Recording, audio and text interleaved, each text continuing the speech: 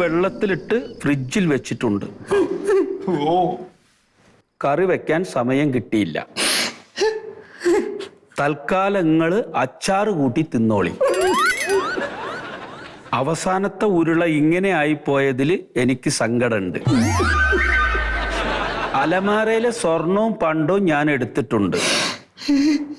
ഞാൻ അന്യഗ്രഹ ജീവിക്കൊപ്പം പോവുകയാണ്. വാപ്പ അനുഗ്രഹിക്കണം എന്ന് സുഹറ.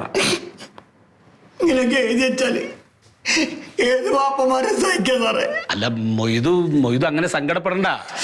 അധിക ദൂരൊന്നും പോയിട്ടുണ്ടാവില്ല. ഞാൻ എല്ലാ സ്റ്റേഷനിലേക്ക് ഇൻഫർമേഷൻ കൊടുത്തിട്ടുണ്ട്. ഒരു മനുഷ്യന്റെ കൂടെ പോയതാണ് ഞാൻ സഹിക്കൂ. ഇതൊരു ജീവിന്റെ കൂടെ അല്ലേ? ഏത് ഗ്രഹത്തിലൊക്കെ പോയിട്ടുണ്ടാവും. അത് ആരുടെ കൂടെ പോയിന്ന് ഞങ്ങൾ കണ്ടെത്തട്ടെ മൊയ്തു. ഇത് ഞാൻ പറഞ്ഞല്ല സാർ, അന്യഗ്രഹ ജീവിണ്ട്. അന്നേങ്ങളൊന്ന് അന്വേഷിച്ചെങ്കിൽ എന്റെ മോട് പോവുകയോ? അല്ല, അന്ന് നിങ്ങൾ പ്രശ്നം ഉണ്ടാക്കില്ലേ? നിങ്ങളുടെ അയൽവക്കത്ത് താമസിച്ച ഒരു ശാസ്ത്രജ്ഞൻ, അയാൾ അവിടെ ഉണ്ടോ? അയാളവിടെ ഇല്ല. അയാളെ പരിസരത്തേക്ക് അറിഞ്ഞാൽ വീട് അടഞ്ഞു കിടക്കുക. ആ പെരിച്ചായിന്റെ കൂടെ ഏത് ഗ്രഹത്തിലേക്കാണ് അവൾ പോയിരുന്ന പോലും നമുക്ക് നിശ്ചയില്ല.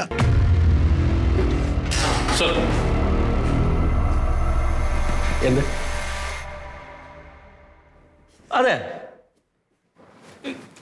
എന്താ സാറേ, എന്ത് വിവരം കിട്ടിക്കണോ? ആ മൊയ്തോ, നിങ്ങളുടെ മകൾ സുഹറേനെ കണ്ടുകിട്ടി.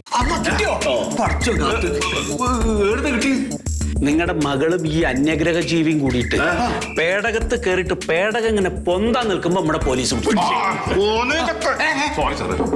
സമ്മതിച്ചു സാറേ. നിങ്ങൾ പോലീസിനെ നമ്മൾ സമ്മതിച്ചു സാറേ. ഓനെ കിട്ടിക്കഴിഞ്ഞാലേ ഓനെ അകത്തിടണം. ഇല്ലെങ്കിൽ കാണാൻ കൊള്ളാവുന്ന എല്ലാ പെണ്ണുങ്ങളെയും ഓരോ ഗ്രഹത്തിലേക്ക് കൊണ്ടേക്കാം. എന്റെ മോളെ നീ ആ പെരിച്ചാന്റെ കൂടെ നമ്മൾ വിട്ടു. നിങ്ങളുടെ മോളെ നിങ്ങൾ സൂക്ഷിക്കണം. അത് നമ്മൾ സൂക്ഷിച്ചോളാം. നോക്കിക്കോളും. ആവേശത്തിന്